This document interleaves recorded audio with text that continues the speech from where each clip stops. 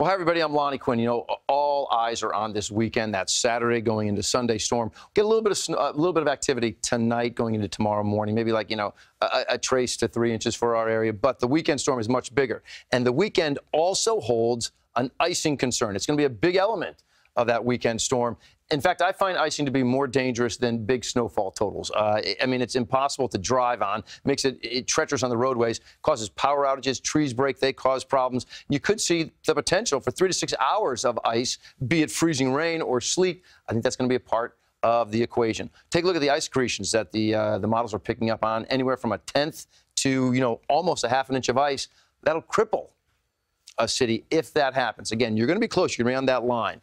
Vortex radar and satellite start to see a few little snowflakes pushing through the area, all associated with storm number 1, storm number 2, well out west still. But storm number 1 basically extends from the Ohio Valley into Virginia. Storm number 2 goes from top to bottom, Mexico all the way down to Canada. Much, much bigger system. So let's talk about storm number 2. It's going to get here late Saturday. Here you are, 10 p.m. on Saturday with snow falling. This pink line shows you that rain-snow line, the wintry mix that I'm talking about, some icing involved in there as well. That's 10 p.m. Now you get to Sunday, 5 a.m. Notice that pink line has now spread. So rain, sleet, snow, all that combination right here, and icing is an element in there as well. But look how long it lasts. That's from 5 a.m. to about noon. You get to 2 p.m. It's now pushed off to the east. Now the backside of it, with the cold air filtering in, any wet weather that is left, be it any moisture, is going to be turning back to snow as it pushes through the area. Early call on numbers.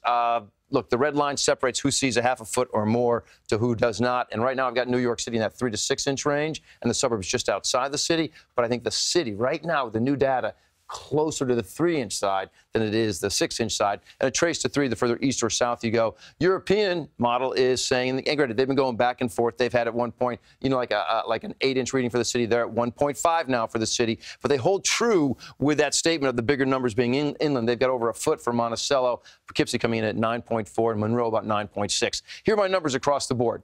31 for your Thursday, okay? You get into Friday, it's 41.